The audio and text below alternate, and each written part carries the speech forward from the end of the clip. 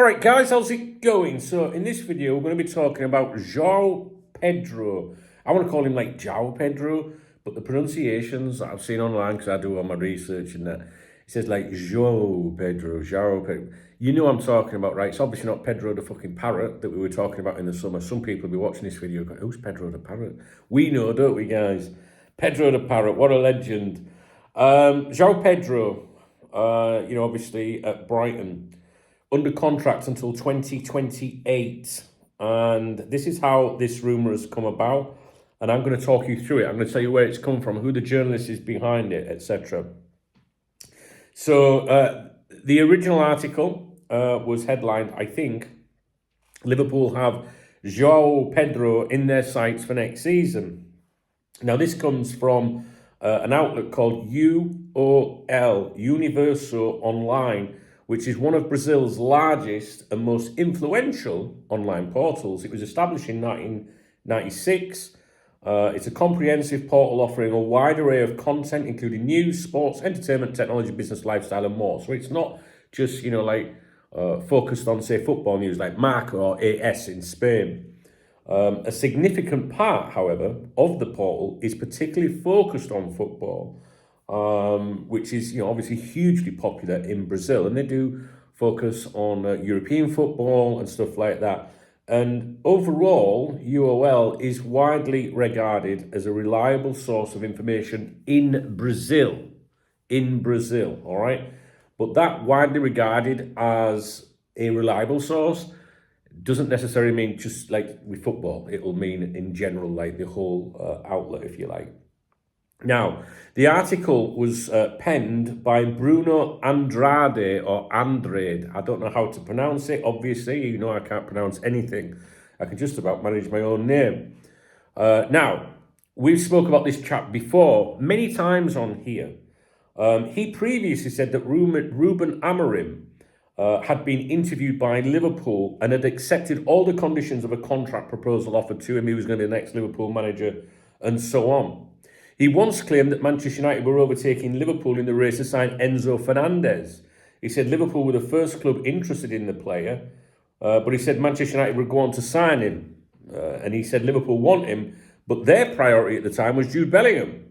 Fernandez ended up at Chelsea and Bellingham at Real Madrid. He has got some things right before. I think he got something right about Firmino once.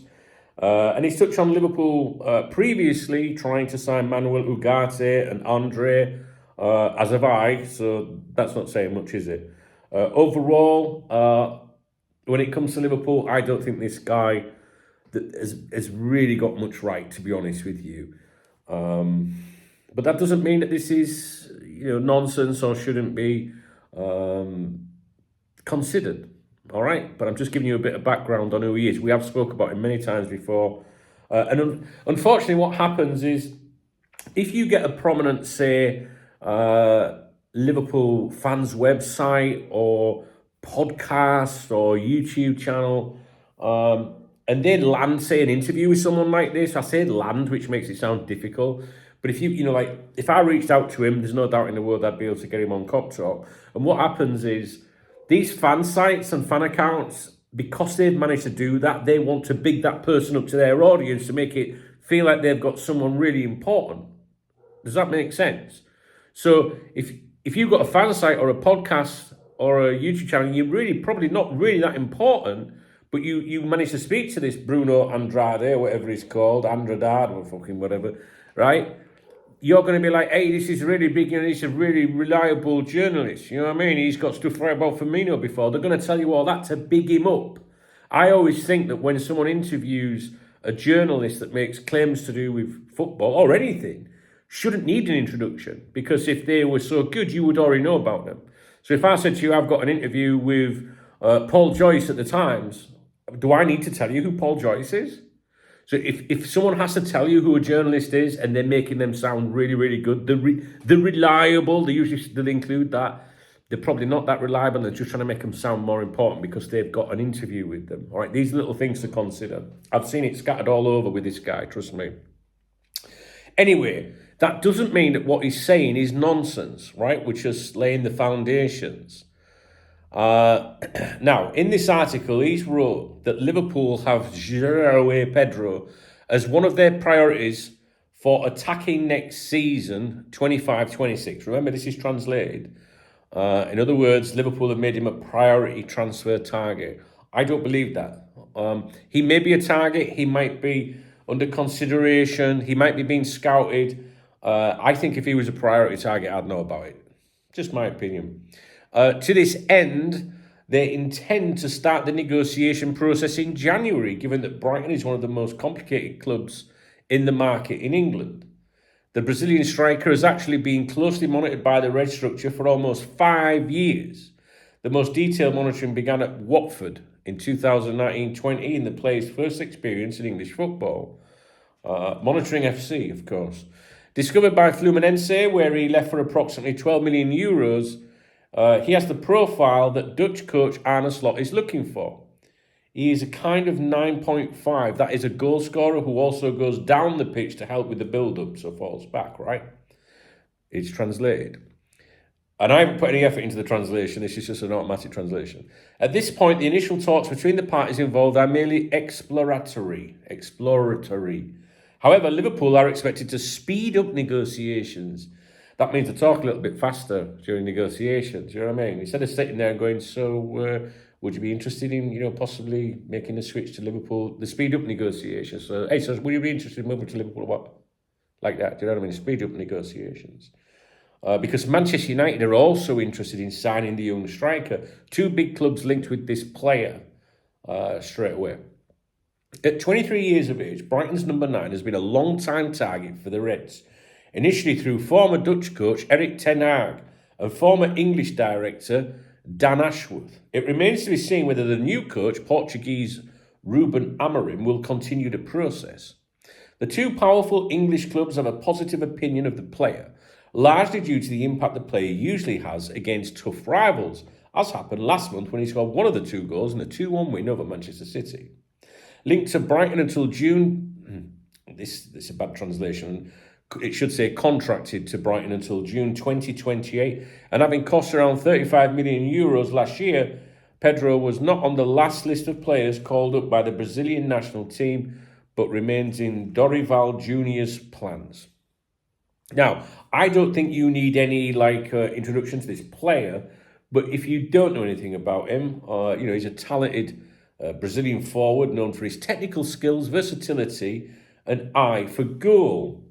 And looking at his thing here, where is it? It says here, main position centre forward, can play as a left winger and the second striker, as has already been alluded to in that article, I think. He was born on September the 26th, 2001 in Sao Paulo, Brazil. He's 6 foot tall. Brazilian, obviously. Began his career in the youth academy of Fluminense, whatever. Brazilian club known for producing top talent. Made his senior debut in 2019, impressed him with his flair and ability to score crucial goals. Moved to Watford in January 2020 as part of a pre-agreed transfer. He showcased his potential in the Championship and Premier League, standing out for his dribbling, pace and creativity. His ability to adapt quickly to English football drew interest from other clubs. Joined Brighton in the summer of 23 for a club record transfer fee of £30 million. Under Roberto De Zerbi's management, he has developed further, becoming a key player for Brighton with his attacking contributions. Known for his versatility, he often plays as a forward or in an attacking midfield role, linking up play and contributing with goals and assists. Playing strengths: excellent dribbler with a low centre of gravity, strong in one-on-one situations and adept at creating chances, a good finisher with both feet and capable of scoring headers despite not being the tallest forward. I thought he was 6 foot tall. Intelligent movement off the ball, which helps him find space in attacking areas. Areas for development. Consistency can be an area to improve, as with many young players. Physicality is something he has worked on to adapt better to the demands of the Premier League. He's represented Brazil at youth levels, but has yet to make his senior debut for the national team. His performance in European football could earn him a call-up in the near future. He's gained a reputation as one of the most promising Brazilian forwards in his age group, and he's played a significant role in Brighton's success as a competitive side in both domestic and European competitions. Now, any of the information I've just given you, I don't know how up-to-date that is. I don't know much about him, to be honest with you. Like sometimes when I struggle to pronounce names and stuff like that, and you're probably thinking, how do you not know that? I don't really watch a lot of television, guys. I read more than anything. So mine's all text, I don't watch Match of the Day. Very, very rarely would I watch Match of the Day. I just focus on Liverpool. I'm not really interested in anything else, to be honest with you. Well, not other English clubs. Maybe I should start watching Match of the Day. I don't know. I don't know. Just last time I put Match of the Day on, I started with some fucking women's football or something. Oh, turn that off. Anyway, so this is obviously a link that's come out of Brazil, UOL or whatever, and it is, obviously the fan sites, the aggregator sites, they've all wrote all these articles about him now, missing out, the credibility of the journalist that's involved. I don't know where I place myself with this at the moment. I don't want to jump out and go, oh, ignore the journalist, his pants or something like that, because journalists, all of them, they have a track record that can be like that. Do you know what I mean? I don't know. I don't think it's. I don't know. It's just one of those news articles, I think, that you digest and think, oh, well, I remember that name now. I wonder if Liverpool are watching him. And then what you do is you look to see if anything credible comes up in the future, from someone that you do pay attention to. I haven't heard his name mentioned anywhere else. But if you were to look on Google News today or around the internet in general, he's all over the place. Liverpool have made him a primary target and Liverpool are in for him and everyone's talking about it today, but all because of one article on a portal in Brazil where, for all you know, the journalist involved could be just trying to raise the player's profile on behalf of the agent to try and get some interest in him. So you've just got to be cautious. So it's not a case of let's dismiss this one, it's a load of shite, but at the same time, it's like, I don't think I'd really get too invested in it at the moment. Please leave your opinion and comments what you think regarding the player and what you know of him, because I know some of you don't miss a bit of Premier League highlights and other clubs and stuff like that. I'm just at the stage now where I'm not really that bothered. You know what I mean? I read more than I do watch things. So maybe that is a negative for my insight on some of these things. All right, guys, I'm going to leave that one with you. I don't think there's anything more I can add to it. I will keep an eye on it for you. I'll keep checking on things. And see if anything comes up. I'll have a deep dive into, further reporting in that region. I haven't done that yet because I've been filming in here today. I'm working on my streaming computer, where I'll be hosting a live stream with you today at 1 o'clock UK. I don't know about this evening. I might do one this evening, maybe a bit earlier than 7 o'clock. I'm not sure. We'll see how it goes. I don't know. We're entering a funny period, Christmas period, where people start getting busy and stuff and maybe don't turn up for the stream. So last night I did an early stream. I think I finished around 7 UK time, maybe. I don't know, 6, 7, can't remember. But I finished a lot earlier than usual. And it enabled me to do a bit more work in the evening, which was pretty cool. So, but we'll do a live stream at 1 today. I am going to update the Cop Talk podcast today as well. Yay! So if you want to listen to that, jump on Spotify, Apple Podcasts, Pocket Casts, anything. Search Liverpool FC Cop Talk or Cop Talk, whatever. And I will pop up on there at some point today. I need to get the podcast going properly. I've been saying this for fucking years. I think I'm going to start doing the podcast last thing in the day, I think after the afternoon stream or something like that. And then people, when they're going home, have got something to listen to. And also subscribe to Dunk Knows Best podcast. I need to update that as well, really. I've just been a bit busy, So there you go. That's my little bit of info for you, because a lot of you are reaching out about this one. Dunk, have you heard out? You know what I mean? So you've seen the aggregators and the Twitter twats and all that make out that Liverpool are all in for him. I'm just saying, be a little bit cautious with the journalists here. And this is an isolated report. We don't know why we're hearing it. Maybe there is some truth in it, but just digest it. It's in there, and if it crops up again in the future, we'll know where it came from. All right, guys. All right then. If you appreciate the video, please thumbs up the video. If you want to leave me a comment about the player or anything, please leave me a comment. If you want to buy me a coffee, hit the super thanks love heart under the video, and I will give you a shout out in tomorrow morning's morning brief. And if you don't see the love heart, there are other ways to support me in the video description, including the newsletter as well.